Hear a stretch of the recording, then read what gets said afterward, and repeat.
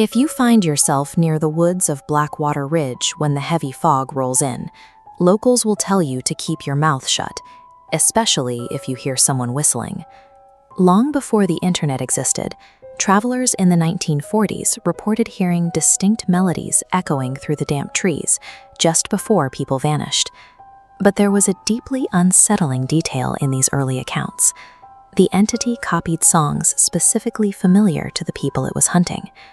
For decades, experts dismissed these stories as a recognized psychological phenomenon known as isolation hallucinations. When you enter an environment with profound sensory deprivation, like a pitch-black silent forest, your brain panics. To fill the void, auditory pathways begin misfiring, artificially generating sounds and patterns, like footsteps or familiar melodies, entirely inside your own head. That theory treats the encounter as a trick of the mind. But while a hallucination can explain a sound, it fails to account for the physical traces left behind in the mud of Blackwater Ridge. In October of 1998, a 17-year-old named Tyler Morgan disappeared after driving home from a late-night football game. Police found his truck parked along an abandoned logging route called Hollow Creek Path. The engine was still running, the driver's side door was wide open, and his phone was resting on the seat. The ground around the vehicle revealed exactly one set of footprints belonging to Tyler. But as this crime scene photo shows, those tracks walked straight away from the safety of the idling truck and directly into the dense, foggy woods. And those tracks never once turned back. Investigators initially classified him as a runaway, yet leaving a running vehicle with the door open and communication left behind entirely contradicts the established behavior as someone intentionally fleeing their life. The tracks didn't show signs of a struggle or a frantic run. They showed a steady, purposeful walk away from a running engine and toward a featureless forest, creating a scene that forensic logic couldn't reconcile. 3 nights later, the mystery transitioned from a static crime scene to an active recording.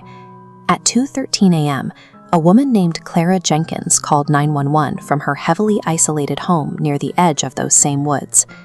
On the recorded line, Clara whispered that someone was standing out in the fog.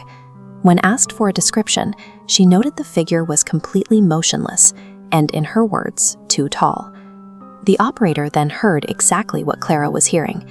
This waveform breaks down the audio, isolating a distinct, erratic, high-frequency whistle piercing the static.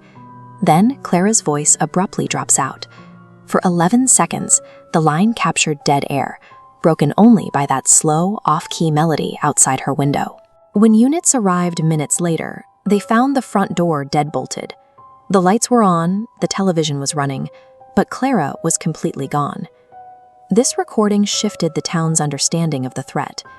The entity actively weaponizes familiar melodies, using a victim's own memories to draw them out of secure locations. By 2011, cell phone cameras allowed locals to capture the woods themselves. A group of 3 college students, including Jason Reed, uploaded fragments of a camping trip near Hollow Creek Path, providing the first alleged visual documentation of the phenomenon. The students didn't notice it while recording, but internet commenters immediately spotted an impossibly thin, pale figure standing absolutely motionless between the distant trees, watching the campfire. The real terror emerged in Jason's final, now deleted clip. Over the sound of screaming friends in the distance, Jason captures a faint whistle and whispers a terrifying question. Why is it getting closer without walking? All 3 students vanished that night. Despite these disappearances, online skeptics still view the Whistler as a fabricated myth. In 2023, paranormal investigator Eric Nolan set out to systematically debunk the Hollow Creek legend by live-streaming an overnight stay in the woods. For nearly 2 hours, the stream captured nothing but empty forest. Then, a dense wall of fog rolled in.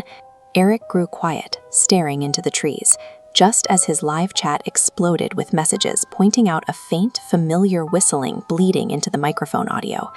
Eric whispered, "How does it know that song?" before the broadcast devolved into chaotic, shaky camera movement.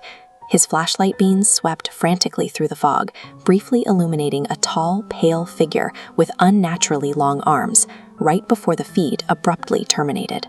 Search teams recovered Eric's camera and equipment lying in the mud the very next morning. Eric himself was never found. The few individuals who have encountered the entity and managed to escape all report the exact same spatial anomaly. Regardless of the terrain and no matter which direction they run, the slow, off-key whistling always sounds like it is closing the distance directly behind them. Whether these events are the result of severe, localized mass hysteria or an inexplicable physical entity hunting in the dark, the residents of Blackwater Ridge do not care about the distinction. They only care about the one proven method for survival. When the heavy fog rolls in, you do not make